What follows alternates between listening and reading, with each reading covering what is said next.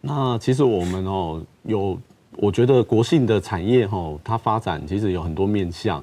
那产业它在发展，我们国信也有很多很好的产业，但是鹿茸这个产业，我觉得算是国信乡真的很特别一个产业。那我觉得从我小时候，可能我就看到我阿公他在吃鹿茸，就是老一辈的人他会习惯去吃这个保健食品来做，可是他没有把这个鹿茸这个吃鹿茸这个习惯传承给下一代。所以变成它中间会有断层，我觉得这个是比较可惜的部分。那我觉得以休闲观光的角度来讲，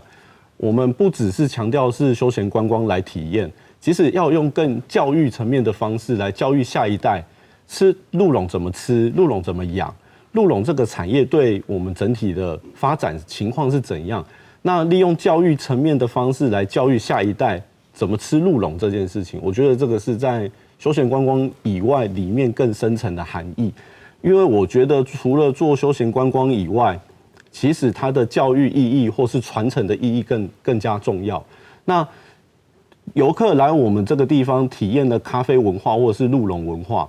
以外呢，其实它对我们在地生活或是客家文化生活的传承，我觉得这个也是要教育给消费者，包含我们自己国信乡的小朋友或是我们的居民，我们要教导他鹿茸这个产业到底我们未来要怎么走下去。我觉得这个是需要我们大家共同去经营讨论的。那以休闲观光的角度来讲，目前我们休区的角度来讲，其实我们也准备要跟南港村做结合。那北港村跟南港村呢，其实它有一段路遥的那个距离。那其实我们一北一南。对，那其实我们目前可以推的就是我们把游客带过去呢，让他们了解鹿茸的产业。透过养鹿、喂鹿或者是体验的方式去做结合。那南港的鹿茸的产品也可以带到我们北港村来做行销，那结合我们的餐厅、露营区、民宿，让客人可以吃得到。那我觉得这个是互相推广、互相加成的作用，加上公部门、公所对我们休闲农业区、对南港、对我们的福龟，那我们的整个旅游金三角的串联，其实对我们整个国信乡的休闲旅游是一个提升的效果。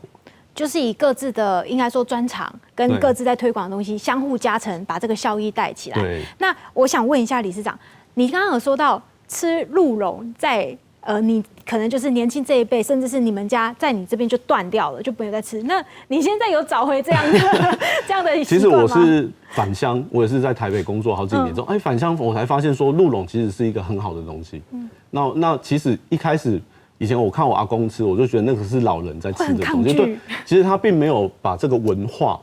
传承给下一代的人，所以年轻人他现在没有习惯去吃鹿茸这件事情。我觉得它是一个生活文化传承、教育意义的一个断层啊，所以才导致说现在鹿茸销售会有问题。我觉得结合休闲观光，因为大家会来国信乡做旅游，不管是亲子、老人、年轻人。来这边，我们就要教育他说，鹿茸这个东西是什么。那让他习惯去了解之后，你有来国信乡了解鹿茸咖啡这个产业之后，你才会渐渐的去消费、去接触、去购买这样子。